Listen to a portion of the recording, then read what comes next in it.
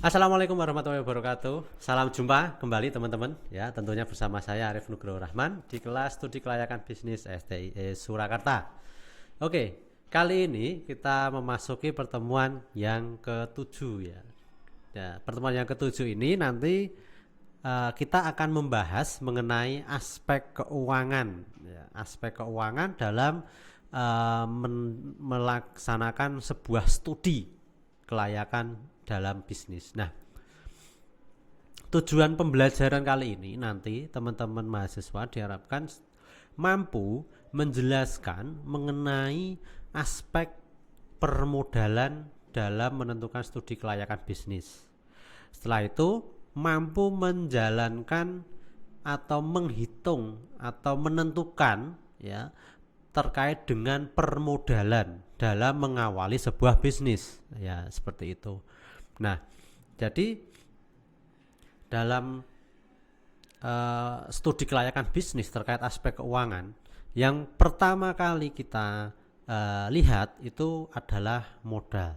Nah, secara konsep modal ini nanti banyak ya terkait dengan penjabarannya ya. Jadi secara definisi itu kalau modal itu semua uang ya, atau semua yang bisa dinilai dengan uang yang dibutuhkan untuk membuka sebuah usaha. Nah, modal di sini konteksnya adalah uang yang di mana bisnis itu belum jalan ya. Jadi belum bisa menghasilkan omset. Nah, itu secara konsep ya.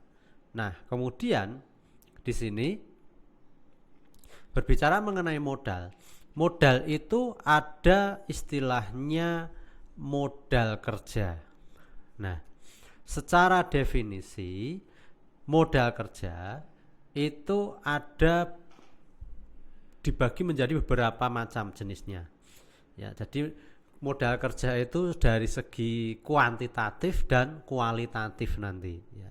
Nah, kalau berbicara dari kuantitatif itu modal kerja itu definisinya itu jumlah dana yang dibutuhkan untuk apa? Membiayai operasional perusahaan, sifatnya rutin. Nah, modal kerja ini itu jumlah aktiva lancar ya, itu semua aktiva yang kategori aktiva lancar atau aset atau gross working capital. Nah, itu konsep definisi modal kerja dari segi kuantitatif. Nah, kemudian kalau modal kerja dari segi kualitatif itu apa? Ya, yaitu terkait semua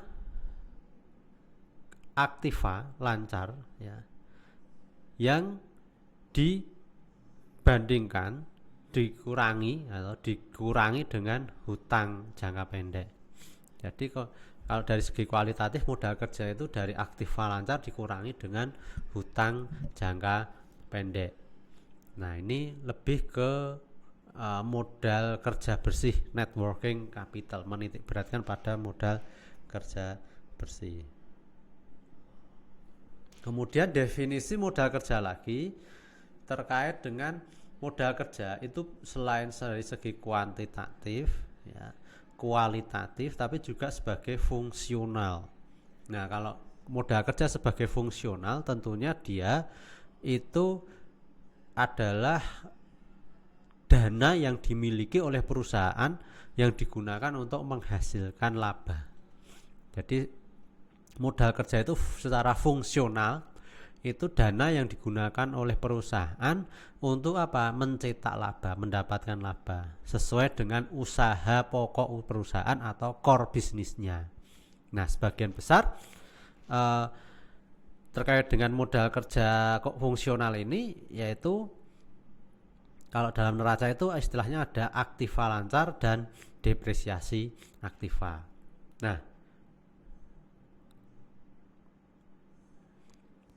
berikut contoh slide terkait dengan laporan posisi keuangan. Nah, jadi kalau kita lihat ya dari posisi keuangan, misalkanlah ada laporan neraca ya, istilahnya neraca itu nanti terkait dengan aspek kuantitatif ya, terdiri dari kas misalnya ya. Terus nanti ada istilahnya ada aktiva tetap seperti itu ya. Nah, itu kalau dari segi kuantitatif. Kalau dari segi kualitatif kan berarti nanti berapa aktiva lancarnya, kemudian berapa hutang jangka pendeknya, seperti itu. Nah, kemudian kalau fungsional tentunya nanti terkait dengan kegiatan-kegiatan aset yang digunakan untuk operasional perusahaan. Nah, itu berbicara mengenai aspek keuangan dari segi terkait dengan modal kerja. Nah, di bagian aspek keuangan ini memang agak sedikit banyak ya. Jadi ada modal, terus nanti ada aset, ada pasifa. Nah, dalam neraca sebuah perusahaan. Oke. Nah, selanjutnya di sini terkait dengan modal lagi ya, masih terkait dengan modal ya. Modal ini nanti tentunya akan sangat penting sekali cara mendapatkannya ya. Nah, berbicara mengenai modal kerja ya, modal kerja kuantitatif kalau kita lihat tadi di neraca itu dibagi menjadi 5 ya. Kalau tadi ya melihat dari posisi neraca, yang pertama ada kas, yang kedua piutang, yang ketiga persediaan, yang keempat surat berharga, dan yang kelima persekot asuransi. Nah, itu kalau di total itu menjadi jumlah modal kerja secara kuantitatif. Nah, itu seluruh aktiva lancar. Nah, kemudian kalau kualitatif itu dari segi pasifannya ya, kualitatif yaitu jumlah aktiva lancar juga dikurangi dengan jumlah hutang lancarnya. Jadi berapa jumlah aktiva lancarnya, kemudian berapa jumlah hutang lancarnya, kemudian sisanya itulah yang dinamakan modal kerja secara kualitatif. Nah,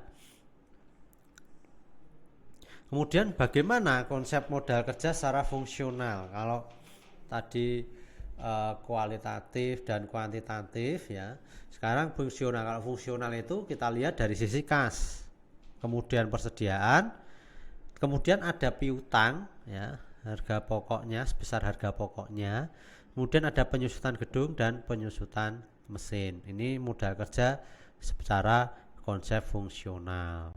Nah, misalnya dalam piutang itu dihitung misalnya ada harga pokoknya itu 100 kali, labanya itu 25% dari harga pokok. Jadi kan 25% kali 100 ada 25 kali. Sehingga dijumlahkan itu 125 kali. Sehingga besarnya modal kerja yang terinvestasi dalam piutang itu dari 100 tadi dibagi 125 kali 25 juta misalnya seperti itu, karena kan kas dan persediaannya 25 juta sehingga totalnya adalah 20 juta untuk piutang harga pokoknya. Nah, ini untuk menghitung berapa piutang harga pokok ini perhitungannya dari itu ya, harga pokoknya ditambah dengan labanya yang sudah diprosentase. Nah, dari situ nanti untuk menentukan modal kerja ya yang terinvestasi dalam piutang itu dari 100 tadi harga pokok dibagi 125 total harga pokok plus laba dikali 25 juta. Nah, itu dari kas dan persediaan sehingga total ketemunya 20 juta. Itu konsep secara fungsional. Nah, Modal kerja secara definisi lagi ya menurut W.B. Taylor ya. Modal kerja itu dibagi menjadi modal kerja permanen ya. Dan modal kerja permanen itu apa? Modal kerja yang memang secara terus-menerus ya digunakan untuk kelancaran usaha.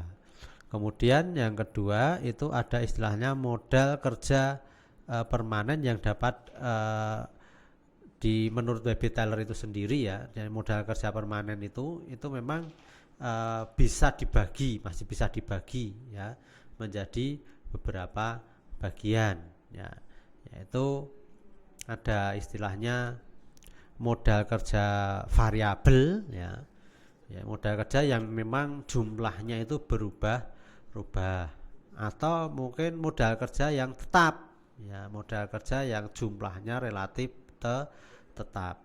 Ada dua jenis modal kerja yang menurut W.B. Taylor ya, seorang ahli di bidang permodalan atau akuntansi manajemen keuangan ya, seperti itu. Nah, modal kerja variabel itu kalau di breakdown lagi ya, di breakdown itu macam-macam ya terkait dengan jenis kebutuhannya ya. Nah, jadi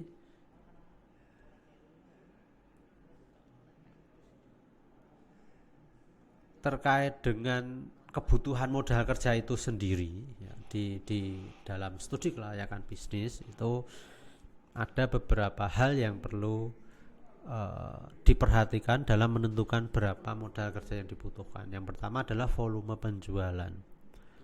Nah, volume penjualan ini sebetulnya berapa sih besarnya penjualan ya yang dapat diperoleh oleh sebuah perusahaan atau sebuah usaha ya, dengan catatan modal kerja yang dibutuhkan ya relatif konstan juga.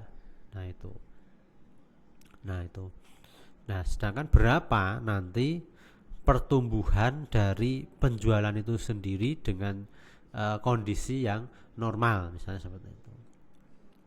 Nah, itu yang pertama. Yang kedua bisa jadi karena ada faktor musiman ya. Beberapa perusahaan itu bisa jadi ketika mendirikan sebuah usaha itu mengalami fluktuasi dalam hal permintaan produknya ya, sehingga itu nanti akan berpengaruh terhadap berapa sih kebutuhan modal yang kita perlukan untuk mendirikan sebuah usaha atau untuk menjalankan sebuah usaha. Yang ketiga terkait kebutuhan modal kerja mungkin teknologi. Dengan adanya perkembangan teknologi tentunya kita membutuhkan istilahnya untuk meningkatkan pendapatan tadi, kita butuh menganggarkan terkait dengan penggunaan atau pemanfaatan teknologi. Nah, teknologi ini bisa jadi berupa misalnya ya kalau dalam perusahaan manufaktur itu mesin yang dapat digunakan untuk mengolah, memproduksi. Nah, tentunya dengan adanya mesin akan sangat membantu untuk meningkatkan produksi dari sebuah perusahaan. Tentunya itu nanti akan berdampak terhadap pendapatan.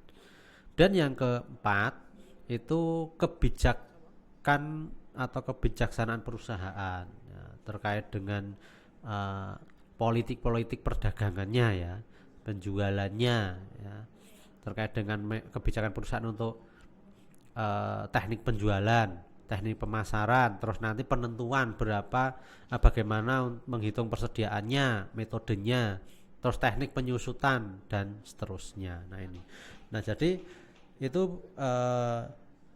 yang perlu kita cermati dalam menentukan sebuah usaha atau dalam menjalankan sebuah usaha. Salah satunya dari segi permodalan, aspek permodalan itu seperti itu. Nah, jadi kalau kebutuhan modal kerja itu setiap perusahaan tentunya akan berbeda-beda ya. Itu semua kembali ke perusahaan masing-masing. Nah, kemudian untuk pentingnya modal kerja ya. Jadi bahwasanya di sini perusahaan itu membutuhkan namanya modal kerja itu untuk apa? Yang pertama, untuk melindungi perusahaan ketika kondisi ekonomi yang tidak menentu, misalnya ada resesi atau krisis ya. Sehingga apa? Ada penurunan dari aktivanya ya, khususnya apa? Nilai aktiva lancar misalnya seperti itu. Nah, kemudian yang kedua, kemungkinan perusahaan itu membutuhkan, kalau dia sudah ada pendanaan pihak ketiga, membutuhkan dana untuk membayar hutangnya atau membayar angsurannya. Nah, sehingga kalau membayar angsuran tentunya butuh tepat waktu, itu harus dicadangkan juga ya. Selain perhitungan dari tingkat suku bunga, itu juga nanti perlu memperhatikan yang namanya kapasitas, kemampuan, dan nanti pencadangan untuk modal kerjanya. Nah, dan yang selanjutnya, dengan adanya modal kerja tentunya pelayanan terhadap konsumen akan lebih maksimal seperti itu, serta nanti untuk mendukung ya, yang untuk mendukung kinerja operasional perusahaan secara umum ya, tentunya untuk memperlancar kinerja usaha secara umum. Nah, modal kerja yang cukup tentunya berbicara mengenai modal kerja yang cukup bagi perusahaan, yaitu menyesuaikan dengan kondisi perusahaan.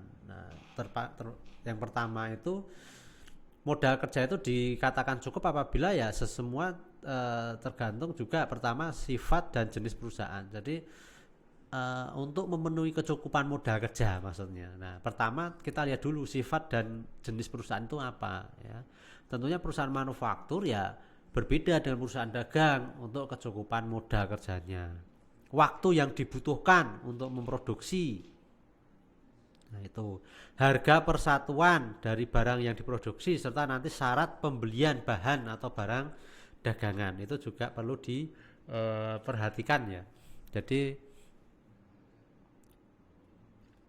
terkait dengan syarat-syarat pembelian, istilahnya terminnya, biasanya setiap perusahaan itu memiliki kayak semacam kerjasama dengan mitranya masing-masing. Nah, itu nanti syarat pembeliannya itu bagaimana ya, ada yang biasanya nanti pembayarannya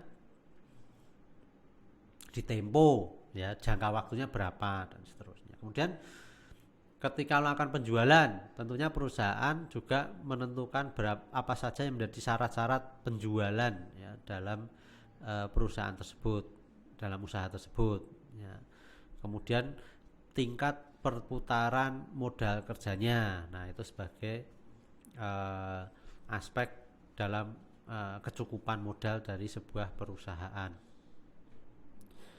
Nah, nanti apabila perusahaan itu sudah berjalan ya, kemudian kadang namanya modal kerja itu selain cukup, kalau kadang juga perusahaan itu juga mengalami kelebihan. Nah, kalau mengalami kelebihan biasanya dia melakukan pengeluaran obligasi atau saham dalam jumlah yang besar.